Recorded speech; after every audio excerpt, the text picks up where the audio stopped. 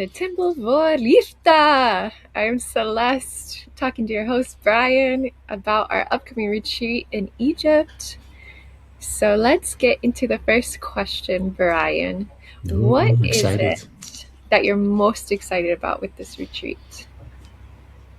Now, it's all about going back home to the temples, reconnecting, feeling the energy, seeing the Neteru again, because the thing I noticed since the first time I went to Egypt, a lot of things has changed, and in a good way, of course, in a good way, because before I went to Egypt, my life was more blurry, stressful. I was not really into my own authentic, right energy. But with this whole Egypt journey going on, I feeling, and it's at this moment I'm still feeling it. I'm coming back with myself like more and more every day. And every time I'm going to Egypt, I think it's the same for you as well. You're feeling closer to your heart, closer to your own energy, closer to who we really are in our essence. Yeah, I think you hit it really well at that. It's an attunement. So it's like every time we go, we're just kind of like picking up these little codes and becoming more just ourselves, really, which is, I think, the main goal. Yeah.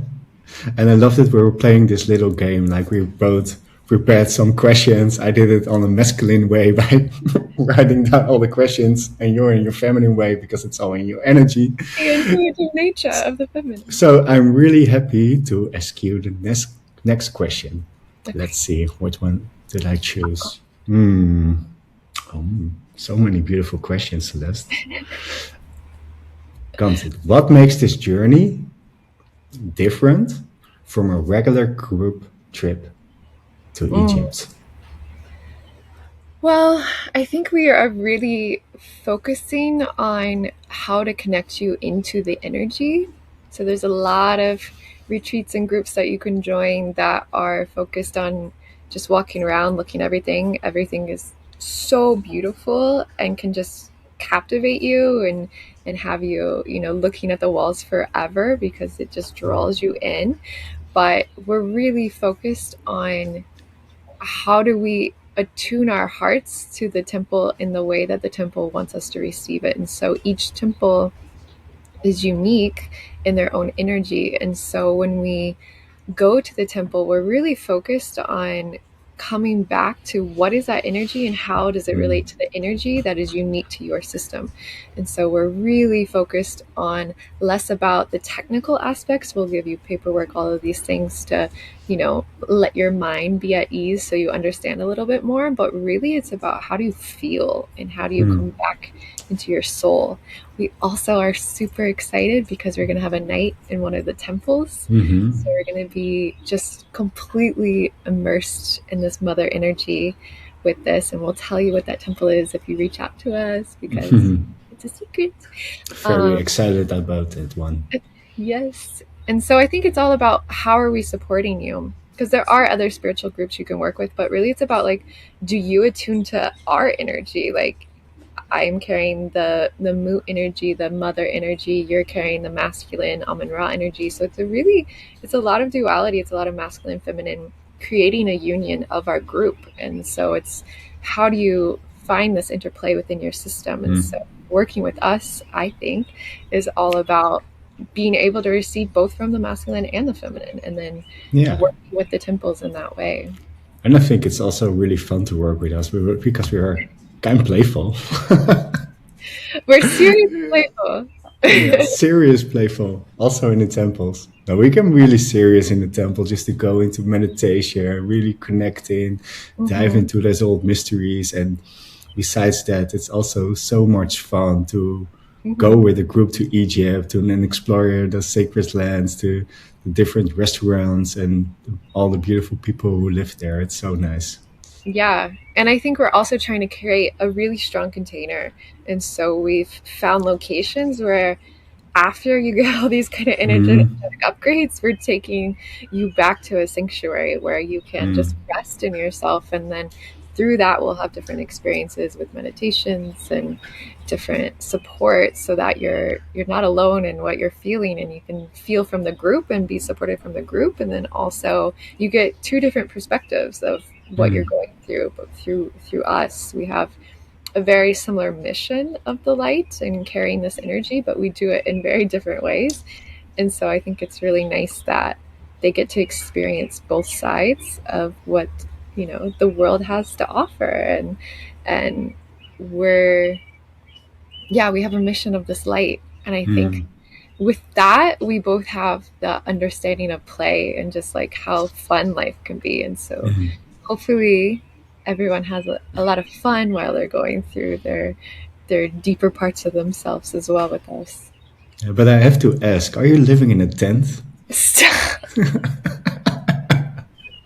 It's a temporary tent right now. We got nature. We need to have. So you're saying that Egypt makes you bankrupt? Yeah. Not true. That's not true at all. I'm looking for a house to buy, and I'm just currently in. It looks amazing. Yes, this is. Yeah. There's actually a mountain here. I wish you could see it if I've moved just a little bit, and it makes a pyramid, which is amazing. Wow. Yeah, so I'm like, this is a really sacred mountain, so I wanted to be close to it. So Egypt is bringing us to the mountains, because I'm living now also in the mountains nowadays, but it's really raining, a raining day in Spain. So I'm sitting inside, so can't show you the mountain right now, but I assure you it's really beautiful. Yeah, all of your olive trees and prosperity. Yes. I was thinking about that with the olive trees and how the ancient Egyptians would be like always curating things with oils. And I was like, wow, he got like the best spot. It's amazing. It's amazing. And also really beautiful to take care of them all. Just to connect, to feel what they need and to cut them. It's really beautiful. Yeah. Yeah. Okay, bring in the next question. My turn. Oh, okay. What has been the most impactful that you've seen for a participant that we've taken? Without giving any details too deep. Yeah. Keeping their privacy. I think the most beautiful part is it's not only what happens in Egypt, but what happens when people come back and go into their normal lives. The thing I see when I look at not specific one participant, but at more participants, that they are making different choices when they come back, and they feel more lighter, more they're shining brighter in their energy, and because of that, can you say that they have the nerves to make more bold choices? Can you say it like that? Yeah, I think that's really beautiful as well. And for example, people who are in a job who's really giving you bad vibes, low energies, kind of burnout feelings, and then they come back and they suddenly feel, okay, I can't do this any longer. And then you can see them all make some other kind of choices. So that is really impactful as well. Yeah, I think it is a good warning for our participants as well, that like this is going to change your life. So you have to be prepared to like shed and let go of those things that aren't serving you. And while that is scary, I can tell you, coming out on the other side, it is such a better lifestyle, and you feel so much more at home in your soul. Yeah, it can be really scary. I remember my first time visiting the chapel of Sekhmet in Karnak, and I was standing in front of her, connecting in, making the eye connect, and then she asked me the question, are you prepared to let go everything that's not longer serving your soul, your body, your light body? Yeah. And I felt immediately, yes, let's go, let's do it. But a day after, I felt in my whole body, oh my God, what did I do? I said yes to something, and what's going to happen now? And it happened. I let go like almost everything, my old life. Esther is luckily still here, and the dogs, they're still here. But I moved to Spain, my work changed, my environment changed, my friends changed, so much changed. But it's like really beautiful. that you kept Esther and you kept the dogs because they're like the pure light. So it's like you're not gonna get rid of your life that isn't pure. You're gonna get rid of the things that aren't serving you and that are the darkness that are dragging you And that's what away from segment what's stands helpful. for, of course. Mm-hmm. Yeah. Sorry, I was interrupting. That's it. Okay, that's it. Next question. Ooh, that was the same question you asked me, so I'm not going to ask you that one. We are in alignment on a lot of things like this. So even though I'm taking a feminine approach and he's taking a masculine approach, I feel like we have a little similar mind like that. Yeah. How would you describe the energy of our retreat to someone who has never been to Egypt before? And by the way, I was planning to write all those questions down on a piece of paper and do them in a little basket and then picking them one by one, but I couldn't find any paper, so I had to do it like this. We roll with it. That's a part of our journey. No, we are normally very prepared and have everything. I'm also always prepared. But yeah, Egypt is it's going to take us in the direction where our group is. It's going to take us in the direction where we are at that time. So, you and I are going to be going early just to connect in and really drop into the space and making sure that we feel centered and then can hold and support everybody there. But I think it really does depend on who comes. Like the energy is going to shift with the group. There's going to be a group theme that comes up. So we have no idea what that group theme is going to be until we start talking to participants and really start to hone in on the energy. And I have a feeling, but let's see if it comes true. Okay. I really always have feelings. So it is about that, but it's also in general, the energy as intense or as subtle as you make it. So if you yourself are coming with a pure heart and say, I'm ready to let go of everything, you're probably going to have a really intense but beautiful time. If you're coming and you're not prepared to let go, the temple might just be subtle with you. And it might just say, okay, you're not quite at that stage to go deep enough. And so it's really going to, every time I go, I've shed a new layer and then I get to go deeper. And so especially in Abydos, one of our favorite temples, it's a temple that is built off of different energies. And so you have a choice of what energy to go towards. So it's you get to flow with the energy that feels right for you in that time. And you and I will obviously suggest things of where people should go and based off of what they're experiencing, what might help serve them. But ultimately it's their choice. So it's going to be, how do you resonate with the energy and how deep do you want to take it? Beautiful. Anything to add? Do I have anything to add? Yeah, I was thinking about that one participant from last year who found herself completely in the temple of Hatshepsut. Do you remember? And it was so beautiful to see that she was like overflowing in joy and crying because of that fulfillment of the joy inside her. And we had a different program the next day, but she felt like, so I have to go there again. And then we just let her go because she had to follow the calling of her soul. And that's also beautiful about our retreat. Of course, we have a program, we have our daily meditations, reflection moments. But still, if you really feel that you have something to do, then we completely support it because that's what Egypt does to us. Definitely. Yeah. Definitely, I mean, she was like in tears of love and it was just like, okay, we have to support her. We didn't have a choice. It's like spirit was, let's go. We just follow what, our guides in Egypt tell us to do, and with discernment, obviously, and making sure that we're in alignment. But, we saw her energy and we saw her joy that was coming out of it. And we were like, she will not be complete if she doesn't go here again. And so you just let him go. But coming back and making sure she feels integrated back with the group and all of those other, important steps to keep the group dynamic happy. Yeah. Too. It was so beautiful. I think that's also the most beautiful things about those kind of retreats, seeing people going through their own processes, growing. Sometimes they are more going like through some kind of inner resistance, and then we sure know, okay, we give you that support, but we know you have to go right through it. And then in the end, if you see them growing because they move by themselves with our support, of course, through that inner resistance, through that inner pain that also comes up sometimes, and then in the end there is so much joy and grow and more awareness of how they really are. And I think that's it's definitely always coming back. Yeah.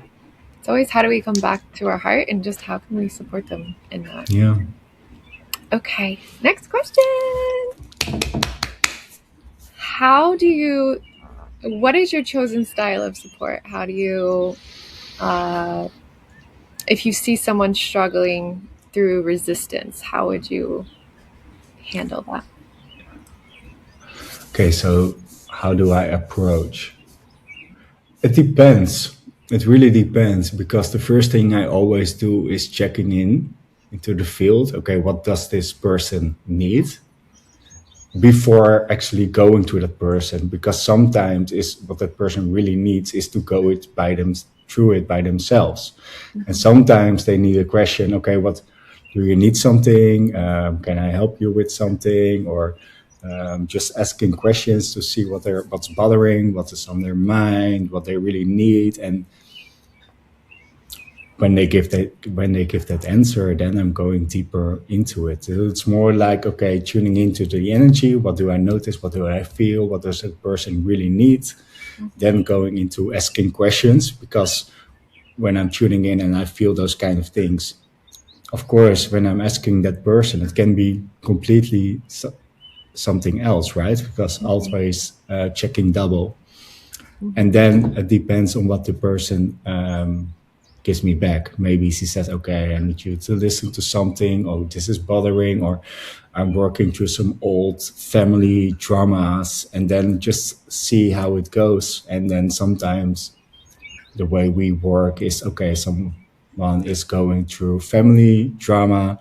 Okay, next day we're going to the temple of Isis, for example, and you have something with your mother. Okay, let's see if you can connect into the temple. Bring your trauma in, bring your past, your history in, and let's see how the temple connects with that. And sometimes also when we really feel into it and it's necessary, then we also give some assignment for in the temple to work with. Bijvoorbeeld meditate on your mother, or write a letter of goodbye for someone you couldn't say goodbye in your life. So it really depends on what's happening in that person's life. And I think the first thing to do is always check into the energy, and then go to the person, and then let's see how they react, and we can work onto that. And for you?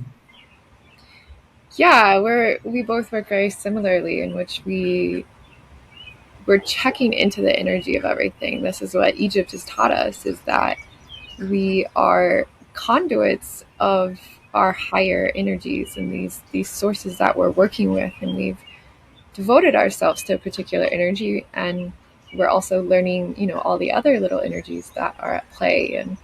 And so as we grow deeper in this understanding of nature, then we can help support people. And so for me, I'm all intuitive and all heart, and I try to drop into Moot always, because she is my guiding source, and so I let her kind of guide me. She is heart and expression of love and just that motherly figure. And so it's like, if I see someone struggling, that's where I'm going to go. And if I see them in joy, that's where I'm going to go. Basically every expression, that's where I'm going to go first, and just tune into her and say, like, how could they be supported with this energy? Because that's my main code of energy as Amun Ra. So like the best thing I can do for anyone is be most attuned to myself and this energy that I carry, and then how can I bring that energy into the space that's for them. And so although I have knowledge on all these other types of Neterus and how you might be able to work with them. It's like my support itself is going to come from Moot and her love and her embrace, and how can I just become the best version of her in that moment for that person. Yeah, that's beautiful. I think the thing I want to add to that is that I do the same from Amun-Ra, but also in my transmission, which I'm facilitating online, I can really get tune into the other energies, because when I'm checking into with somebody, and Mood is the same, of course, you can already see from, okay, this person is there in their process, and now they need more the energy of Sekhmet, or they need the energy of Anubis, of Osiris, or any of the other 365 Neteru, just to see what kind of energy they need for the growth. I think that kind of, I'll just create my own question to myself, but that goes into how people work with the temples. We do not expect anyone to carry the energy that we carry. We expect everyone to carry their own unique code. And so when we're working with people, we're not assigning you to an energy in particular, but we are kind of seeing the connections, what you gravitate towards, what is the typical energy that is your unique code. And then when we can kind of understand what that is, then it's easier to work with you. So once the deeper you allow us to come into your life and really understand you and like take down any walls and say, this is just like who I am, the more we can celebrate the person, the more we can see how to support them. It's like, putting that fish in a tree, that like we're trying to get the fish back in the water. We're trying to get you back to yourself. How do you become embodied, and how do you know how to celebrate and just enjoy in yourself? Yeah. Brings me to the other question. Yeah. What do people experience when they enter an Egyptian temple for the first time? Oh gosh. Well, it's gonna be, so working with the temples, each temple carries its own unique code. So we have Hathor. You might find more love and play and beauty there. If you have resistance to those things, you might feel a lot of darkness because you are resistant to that particular energy. And then if you're working with Isis, we're working with the mother, the magic, all of these things. So it's really different for each temple. It's different with the group you're walking in with. It's different with the time of day you're coming into.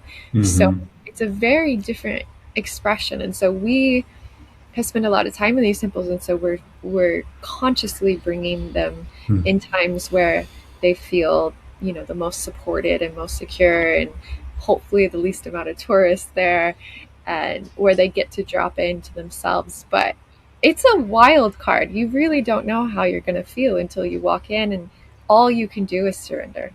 That's the best advice we can give anyone, is just surrender, drop into your body, feel your body, allow yourself to even examine like what thoughts are coming up in this space, so that sorry, Zach just came in. Anyway, back to the temples. So we're dropping into our space of knowing. We're allowing the energies to flow through us. We're embodying ourselves, and then from there, you just see what happens. You allow yourself to surrender, and maybe you get really emotional. Maybe you are in pure ecstatic bliss. Maybe you're really angry about something. And so that's the time where you just take note. How did I feel in this temple?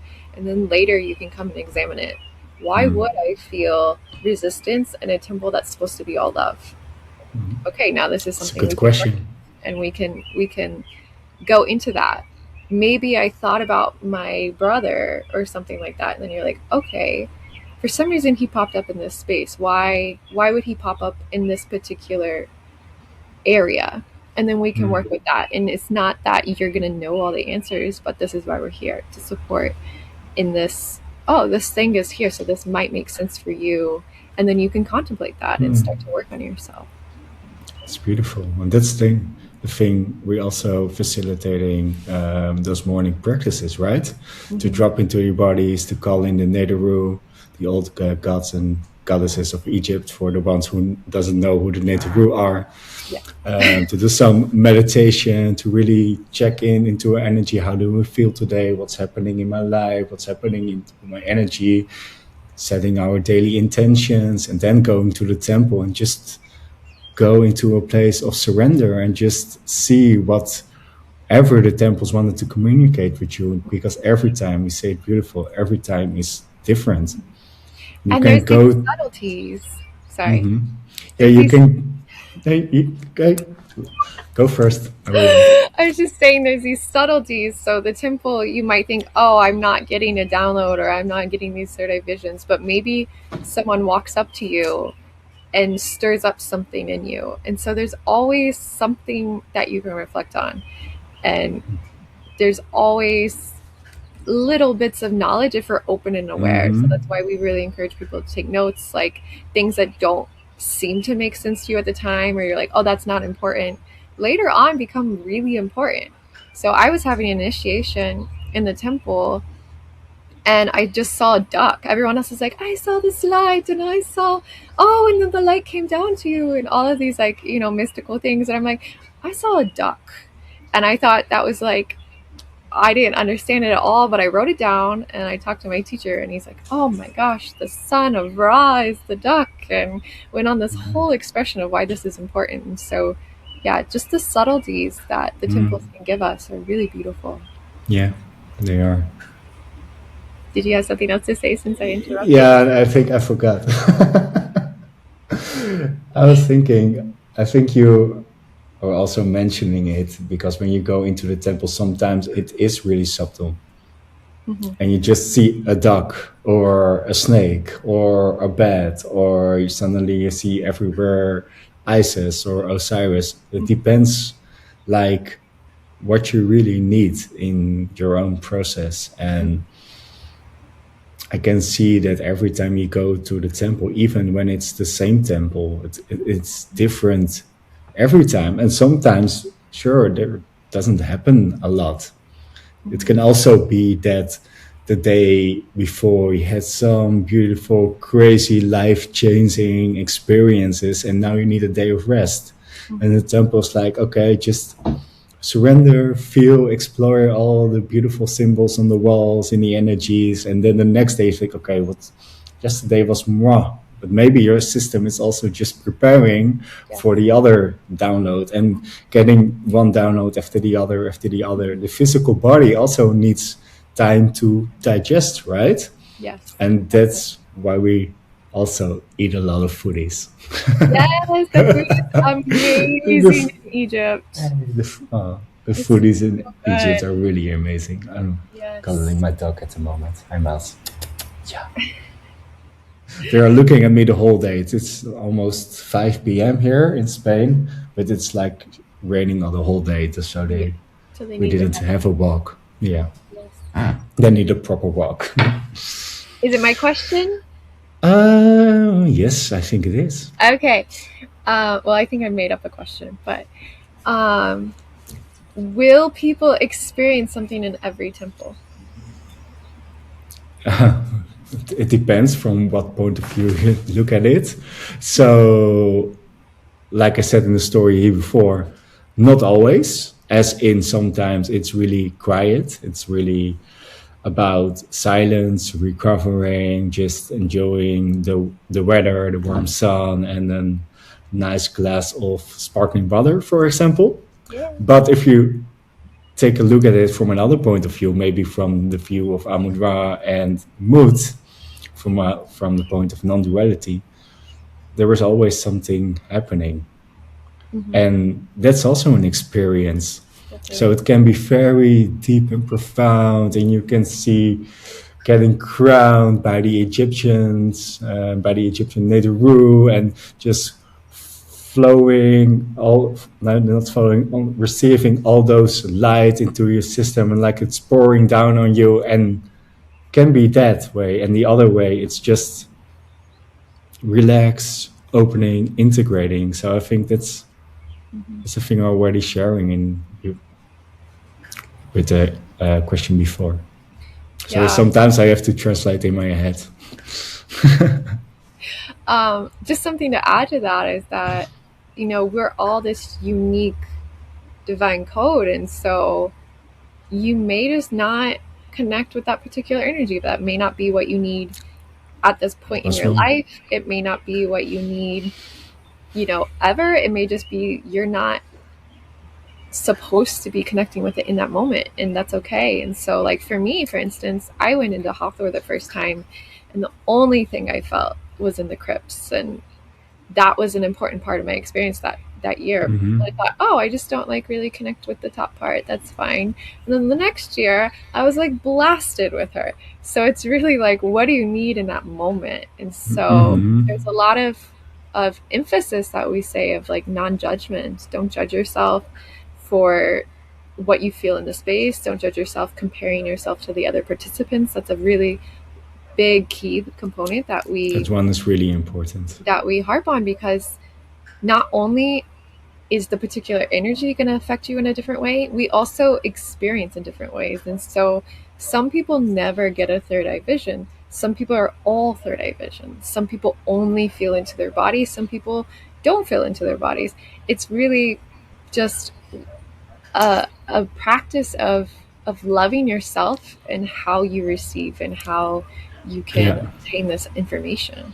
And to add something, sometimes it can be really hard for the people who just knows. Yeah. I remember that from my own journey in the beginning, I just knew things, but I thought that it was my mind just telling me stories. Yeah. And just later on in my process, I was trusting that, more connecting with it. And then suddenly the knowing was expanding, and I also started feeling things in my body and seeing crazy visions the whole time. But it all started with just knowing things. Yeah. So it can be that you're just walking through Karnak and then suddenly know something, hey, I was here 3,000 years ago, and then this and that happened. And just that, no feelings, no vision, but just knowing. But that is also really important. But because the thing what can happen is that later on, let's say 5 days later in our program, we're doing a transmission on some breath work, and then suddenly you're dropping with that experience into your body, feeling it again, reliving it, and then, okay, maybe in that moment you thought it was just a thought. And that's also when it's important to write things down, so you don't forget, because a lot of things will happen in the 13 days that we are going. Gosh, whoosh. It's 13 days. Yeah. You have to write things down. You have to write things down really after. Because sometimes in a day, so much things will happen. Not only the experience in the temple, but also in the morning practices, in the reflections, in the times we are eating together, traveling, in your talks with the other participants. It's like a journey that goes on for 13 days straight. So that's why it's important to write things down. Yeah. And sure, we're also asking questions with the reflection. Okay, what did happen in those temples? Because for some temples, we have a vision. We know how the temples work, and we really want to know what are your experience there, so that we can give you another help in your process. Definitely. Yeah. 13 days and an extra 3 if they come to the pyramids with us beforehand. So that could be 16 days. 16 days, yeah, with the pre-retreat. Amazing. Hey, what kind of people usually feel called to join this retreat? I think with us in particular, the people that are coming, I love our people. I'm gonna cry thinking about it. They're open, they're aware of themselves, but they're usually growing. They're looking for how to drop into their soul deeper. So there are people who come at different levels of their own, spiritual awakening, and they all somehow magically, by divine grace, fit in as an amazing group. and support each other, which is a really wonderful aspect. So I think the people who come like really know how to hold themselves and the people around them. They'll find more traits for themselves once they get there. I remember one who she really needed the power of discernment and how to speak up and use her voice. And there was a moment where this happened, and I was so excited for her because that was like that little key that she really needed to unlock a lot of her potential going forward. And but it's always, you have to be open. You have to drop in. And if you have resistance, that's fine. We also work with that as well. But the ones who really thrive and the ones who really connect deep, they're allowing themselves to be open. And at the beginning, it's going to be like, what is this? These are walls, like, can I really drop in? There's some people who drop in right away, but it's a growing process, but their soul has to know. So it may not be that their mind is aware, but their soul is ready. Anything to add? Yeah, sure. If you're experiencing that kind of walls, you can also, as segment. Well, all of the meters in different ways. Yeah, but segment especially is really helping us to go through all kinds of blockages. Yeah, definitely. Yeah. And we meet her a couple days in. So we I think our journey is a little like just kind of settling. We have this really beautiful Mother Isis presence. We meet the creation of Khnum. We're on the River Nile. It's a very beautiful space to be in. We're going to swim in the Nile. Of course, get all blessed up by the Nile, and then we start to go a little deeper, and we go into Karnak and Luxor, and we feel the fire of creation, and we start to stir up everything within our system, and then we go to Dindra and Kanambo, and we feel the duality, we feel the loving presence of Hathor, and then we're really in deep work in Abydos, because Abydos is carrying multiple energies, and we're in the land of duality. We're in the land of death and life when we get there, and so we spend a really big amount of our time there because we can go really deep. So it's a gradual process that helps support you so that when we get there, you're able to drop in a little bit more. Beautiful. But how does the energy of Abydos feel to you? Don't cry. Yeah. I mean, besides the home component, there is I think this is for everyone. The home component, it's like you're coming home to your inner knowing, and you're able to find yourself as this unique divine aspect amongst the sea of energy. Because when you're in life, in nature, it is a sea of energy. It is, it's not just the other temples are all one energy, so you're getting a really tailored experience. But when you're in Abydos, you get to play, and you get to like go through these different temples and different experiences, and literally you can pop from going into your deepest stuff, walk into the other room, and then all of a sudden you're like in this joy bliss. And so it's more realistic of how the world is, because it's more unity and it's more embracing all of nature. And so it just feels like home. You get to find yourself and play. I love it.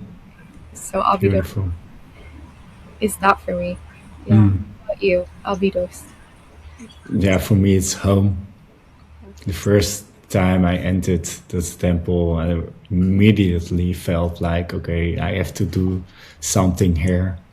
That's why I also signed up for the mystery school in Abydos, and because I really felt, okay, this is a part of my soul who belongs here, and I can really connect with that temple. And like you said, it's like every temple, it's always different, but here you can play with so many different energies. And I love that they also have a chapel of Amun-Ra, of course. But at the same time, you can also connect with Horus and with Set, the duality. You can connect with Osiris, you can connect with Jahuti, with Ra-Urakti.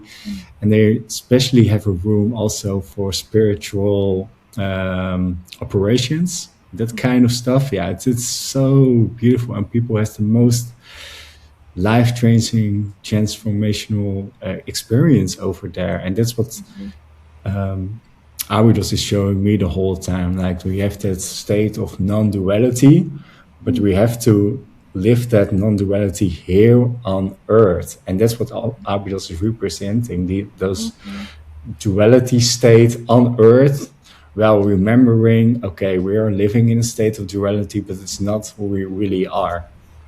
And I think that's beautiful about that whole temple, and really looking forward to go back there again. Yeah, our last group out, we were crazy. They're like, why would we spend so much time in one temple? And then they got out and they were like, can we have more time? Like, we can't keep it forever, but we would love to. Yeah. And for us, it's always fun, especially the first time people are entering those temples. We can just sit and just see, without knowing them, what chapel, what kind of energy belongs, and just see from, okay, where are they going to? That's so really, that's so fun. That's so fun. Yeah, that's so fun. Yeah, and there are so many little secrets in the temple. Definitely. Yeah. And that's the beautiful thing about going multiple days to the same temple, because you can connect deeper every day. And the beautiful thing about Abydos, I find myself, is that we can also give them more transformational directions to experience into the temple. Yeah, because we're traveling so much with the other days, but when we're in Abydos, we literally walk from the House of Life, where we'll be staying, and literally just walk straight to the temple. Within just a few minutes, you're there. So there's a little bit more freedom there, where the people get to choose what time of day they want to go. They get to choose different experiences, and then we just have a really nice supported container where they can play with the magical world of Abydos. Shall we do one more question, both? Yeah. Is it my question? I think it's your time. Let's talk about ourselves. Let's talk about what Amun-Ra carries and how you can bring that to this group. If I tune into Amun-Ra, I feel a lot. It's like diving into that state of non-duality where everything is, and at the same time, not yet. It's a field of but is full of potential. And that's the thing I see back in my own life. Like, always there is a state of energy what is not really visible, but it starts with an idea, with some creation spark, and then it's starting to move, it's starting to transform, and then slowly it's getting form, and it's going back to the earth, into I don't know the English word, but it is materializing. Yes, that's the one. Yeah, it is materie in the Netherlands, in Dutch. Materializing. I'm not going to try that again, but that's really beautiful about that state of Amun-Ra, because it's so full of potential energies, and you can dive easily in all kinds of other energies. And it's not that Amun-Ra or mood is bigger or higher than all those energies, but in the end, Amun-Ra is energy, is like, for me, it's like God. It's the visible, the invisible, and it is said that all the different Neteru together are part of Amun-Ra. And that's really beautiful, because when you have that state of Amun-Ra, everybody can come there. Everybody can experience that. But sometimes we need the energy of Osiris, of Isis, of Sekhmet, of one of the other Neteru to go back to that state of Amun-Ra. And I think that's so beautiful because you can easily connect with all those kinds of energies. And like the temple in Abydos, it's like a playground full of energies. Then you can experience that, and you can experience that, and you can experience that, and then you go back to your own energy. And in my daily life, I see Amun-Ra coming back the whole time in all different kinds of creations I want to create. And that's I can of course it's a purpose, but I can feel that energy constantly moving towards me, growing, and it's like it's never ending. And that's I like that about it. It's never ending. Yeah, Amun Ra to me has always been like the light keeper, and he is the creator, as Moot is more the sustainer. So he's like helping push the energy moving forward. He's that first spark. So everything comes from that energy. And then when we interplay with Moot, she is like holding this potential. So there's in Egypt, they say it first starts off with the noon in this like primordial waters. And so Moot is like the carrier of this potentiality of everything. And so Moot can see clearly all of the potential that your soul can give. And then Amun-Ra is kind of like that energy that like helps push it forward. And so there's the holding aspect and then the like creative action aspect. And I feel so blessed that we get to spend our days with this energy. It's just such a beautiful energy, but because they are this kind of more overseeing energy, like for instance, is associated with the vulture. And so she can, if you think of a vulture, they're high up in the sky and they can see everything, but then they come down and they're eating carcass, they're eating darkness. And so what are they doing? They're transmuting it back. So they're transmuting this like dark energy into this beautiful sustaining life energy that they can carry for themselves. And so it's a really amazing bird and amazing kind of association with this mother energy of coming back and just kind of grappling and seeing all that darkness, but then like letting it come back to the heart and come back to love. And then Amun-Ra kind of pushes that energy out into the... It is so beautiful because I have vultures living here on the mountain. Like they are in the sky every day, every day. They're always on the mountain. And most of the time, Amun-Ra incarnates in some guy with blue eyes and blonde hair, I heard. It's the ego of Amun-Ra. There's an ego to Amun-Ra, but we check it, so it's okay. There's the play and the ego, but... Yeah. Beautiful.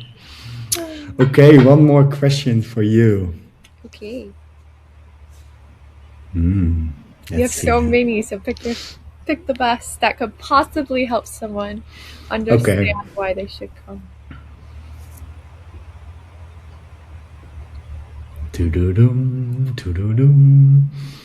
Oh, this is the best. If someone is still doubting whether to join, what would you love to say to them from your heart? It's also the perfect question for ending this recording.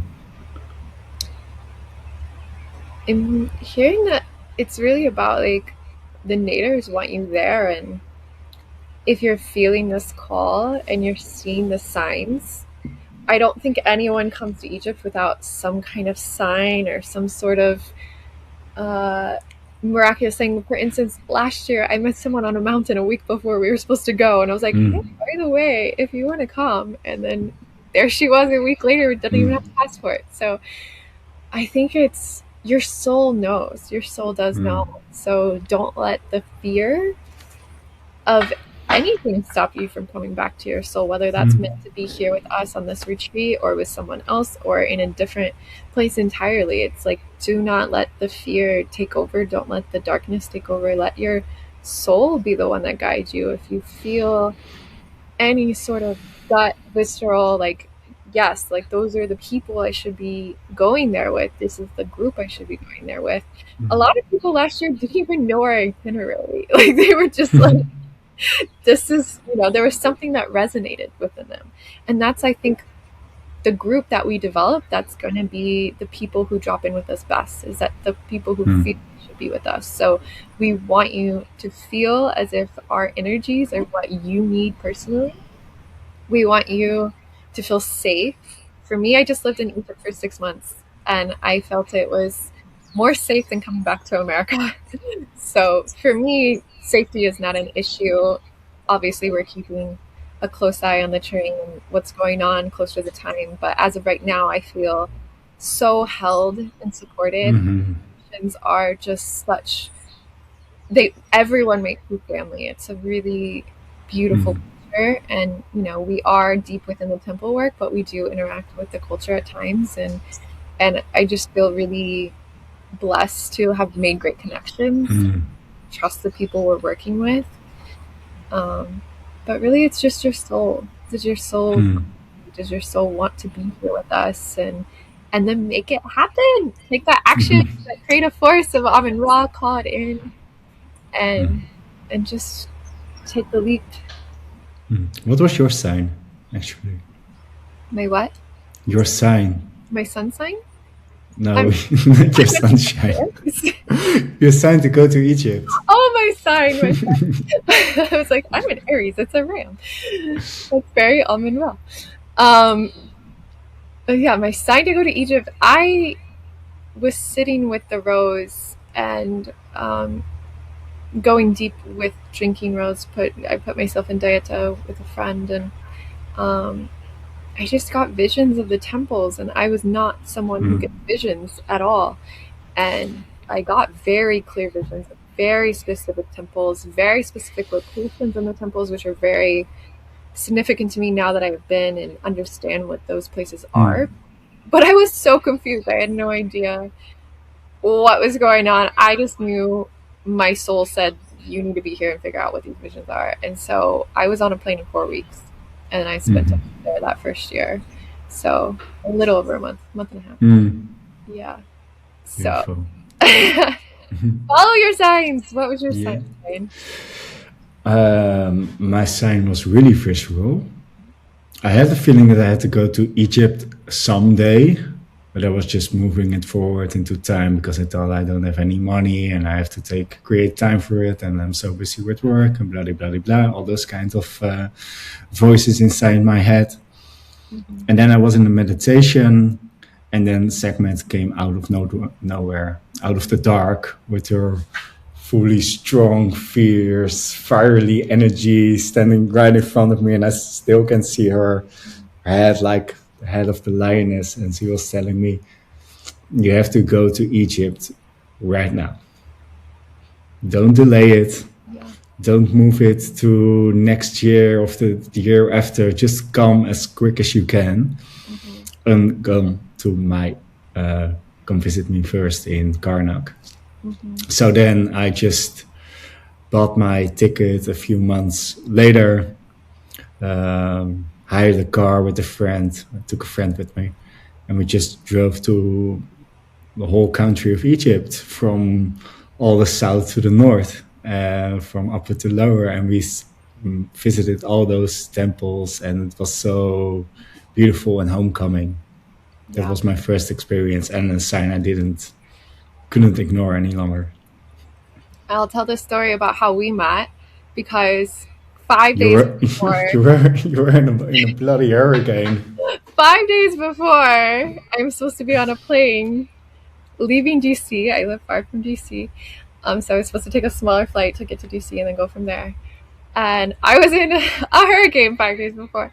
And I just thought, I tapped in, I sat down, I was by myself on a mountain like this, just on the road. I was like 2 miles out, chainsaw on my way down, and I was like, I am getting to Egypt. And literally the roads are broken, and like the entire bridge is out. We have to wade over the water to get across. I like prayed to a friend, and he like magically heard me. It's a crazy story, but I was just like, my soul was leading me the whole time. My soul was like, you have to go. You have to get there. I don't care how you figure it out. There's no communication, no gas, no roads. And I'm like, I am getting to Egypt again. Yeah, eventually I came, had quite the, response, got my dog on a plane, all these crazy things, but perfectly everything was divine, everything was taken It's a care of. wonder that you were even there. Yeah. It was a wonder. Yeah, our teachers were like, "Oh, she probably won't show up," and then I was like, "Surprise! I made it out of a hurricane." So yeah, and then this is leading us to supporting people to come on their own journey. So I'm so glad that I listened to my soul, and it seemed insane at the time. Like, people talk about this story all the time. If you can make it through a hurricane, I know for sure everybody else can make it. Right. I pushed the hurricane. Get on down with us. Yeah, beautiful. Hey, and I would love to end this podcast in Dutch again. Okay. Because I have to talk English like the whole time. So I think it's fair enough to say that you can end it in Dutch. But I will help you with saying the right words. Okay? Lefty. Dankjewel. Dankjewel. Voor het kijken. Voor het kijken. It's like even kijken. I will translate later. Okay. Dankjewel voor het kijken, like in one sentence. I'm just doing donkey. Donkey, I don't know. Dankjewel. Dankjewel. That means thank you. Thank you. Dankjewel. Voor het kijken. Voor het kijken. For watching. For watching. Yeah. En ik hoop. En ik hoop. Je te zien. Je te zien. It sounds like they're really good food in Egypt. In Egypte. In Egypte. And I hope to see you in Egypt. Oh, I hope to see you in Egypt, yes. But every one of our participants will be in the English group, so. Sure. But I think most of Dutch. Most of the people are watching in Dutch right now. Are from the Netherlands, I mean. Yes. Yes. Okay. Okay. Thank you. Sorry for butchering your language, everyone. See you in Egypt. See you then.